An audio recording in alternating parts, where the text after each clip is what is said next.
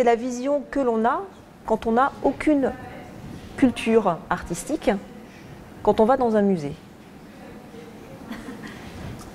Et ben, ils sont pas si exactement. On est un gruyère, quoi. En fait, tu as une vision parcellaire. Tu vois une œuvre, mais si tu t'imagines, tu n'as rien vu du tout avant, tu vas voir une œuvre, tu vas pas. Ça peut nous parler quand même. Alors, Ça dépend de l'ouverture qu'on a tu- d'esprit. Enfin, vous Ouais, avez- mais là, c'est une autre démarche.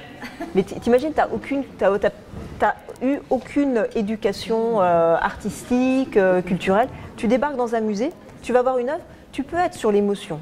On peut l'interpréter à notre manière. Tu peux l'interpréter, mais l'interpréter, ça veut dire que déjà, tu vas faire des connexions aussi. Hein. Et comme tu peux être devant une œuvre, par exemple, parfois, et faire des interprétations, mais est-ce qu'elles seront justes? Mais ça dépend. Enfin, je pense que chaque œuvre a son interprétation de la part de chaque personne. Ça dépend des périodes historiques. Hein. Si je te montre une peinture religieuse, je sais pas moi, d'une Vierge à l'enfant, Non, mais je veux dire, par exemple, dans Et- l'art abstrait. alors là, c'est pour ça que je dis que ça dépend des périodes. Hein. Ouais, ça va dépendre des périodes. Et quand tu n'as aucun code, que c'est sur une peinture par exemple assez classique, etc., ben voilà la vision qu'on peut avoir. Finalement, on ne va pas avoir le sens global. Hein.